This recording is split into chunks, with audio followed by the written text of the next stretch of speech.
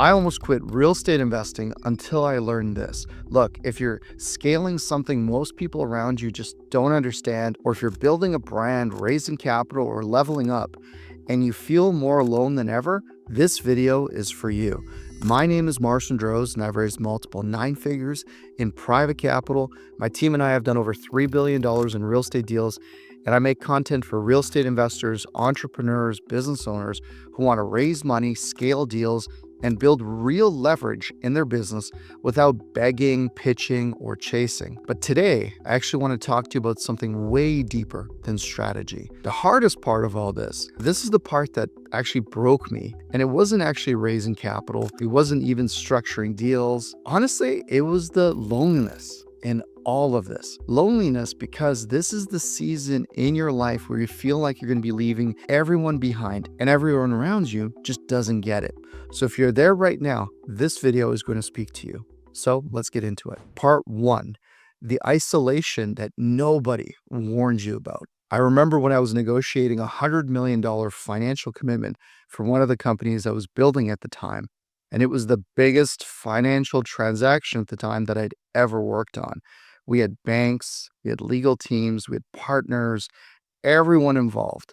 And after everything was pretty much finalized, I closed my laptop and I just sat there in silence, alone. No celebration, no congratulations, just quiet. And that's really when it hit me because see, you can be in the middle of your biggest win, your biggest challenge, and still feel completely disconnected with the people around you. Because when you outgrow your environment, you actually start flying at a new altitude. And what that means is the people that you used to connect with at that level no longer see you. And the truth is, you no longer see them. Part 2, this is actually where most people end up quitting. Give you another example. When COVID hit, the world slowed down and so did I. Finally had some more time to think. And then I realized that if the world was going to go digital the way it was, I needed to build out my personal brand. So I committed to showing up consistently on video, on Zoom, on video conferences. As awkward as it felt, I was sharing what I knew, teaching other people how to install a capital raising system into their business, how to raise capital the right way. And I thought I was doing a good thing. But what's interesting is the second that I started, the DMs started rolling in. Oh man, you trying to be famous now? Why are you posting so much? Cringe, bro. And you know what? That kind of hit me a little harder than I expected because for a few weeks I was kind of second guessing everything that I was doing. I mean, maybe should I tone it down? Maybe should I stay behind the scenes? Should I just kind of stick to deals and not really talk about it? And then I just kind of snapped out of it and I said, look, here's the truth. Most people don't actually quit because they're failing. They quit because they start feeling like they're being misunderstood. And for me, the way I was now positioning myself was at a different level than the people that knew me were accustomed to. Part 3, I call it the rocket ship analogy. So here's how I see this today. You're the rocket ship, and a rocket ship, as it goes up into the atmosphere, it loses pieces on the way up. So look, a good analogy for this was when I was in my early 20s, I stopped chasing duplexes and flips and I actually ended up joining a private equity firm where we were buying 300 unit apartment buildings and raising tens of millions of dollars at the time.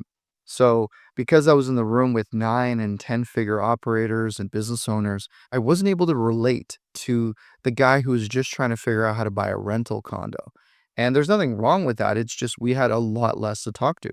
So when I would go home for the holidays and my buddies were talking about trying to figure out how to still buy their first rental properties, while we were underwriting 20 to $30 million deals, I was just in a different headspace. And it's not that I was better, I was just operating on different terms. And that's the one thing that really nobody tells you is because the faster you grow, the fewer the people that you'll be able to relate to. And that's not a bug of the system, that's actually a feature. Part 4, how to navigate that lonely growth phase. And let me walk you through what I call the 3 Ps, which is people, positioning, and pipelines. So for me, this was a mindset shift and it created a tactical roadmap for me to actually be able to execute on. So part 1 is people. Upgrade your room. Look, after one of my early successes, I tried sharing the moment with my, let's call it old crew. And I got one-word replies and actually jokes like, "Oh, Mr. Big Time, congratulations," so it was like a backhanded compliment, right? And that's when I realized I needed a new room. I wanted to be in a room where people weren't triggered by success. I wanted to be in a room where people would push me towards success because that was the standard. People that I could learn from, people that I could contribute to. And, there's rooms that I've literally paid to play in, and that's why I also ended up creating my own room, which is the M1 Inner Circle, because capital raising today is lonely. And sometimes the only people who understand what you're building are the ones that are building too. So it's really important that you get your people component right first. Now, some tactical ways for you to actually be able to execute on what I'm talking about. Number one, attend higher ticket events where people are playing bigger games. Spend the money, buy the VIP ticket, take the time. Part two is actually DM people that are 2 or 3 steps ahead of you. And no, don't reach out to them and pitch them or want to pick their brain or stuff like that. Just reach out to them with value. How can you be more valuable? And part three, cut ties with relationships that make you feel smaller. People that you feel like you have to pull your punches with. People that you feel like you have to almost downplay what you're doing because you're afraid that what you're going to say will offend them or make them insecure. Number two is positioning. So clarity over approval. Look, when I went all in on building my brand, speaking on stages, posting consistently, launching workshops, the different things that we've done since then, my DMs were kind of 50-50. 50% were support and 50% were sarcasm. But you know what? Here's what I realized. The clearer my positioning was, the more it acted like a magnet and a filter. So it attracted the right people and it actually repelled the wrong ones because the ones that were giving me, all the sarcasm were people that I would never do business with anyway.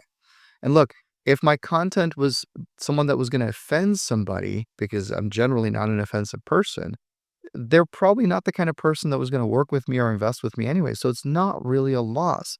It's actually a filter doing its job. Now, for the right person that's quietly watching, looking for direction and leadership, that message was exactly the thing that they needed to hear, make them reach out and potentially work with us. So here's a few tactical ways for you to actually call out your target audience. Number one, craft your one liner. It could be as simple as I help blank who do blank what through blank method.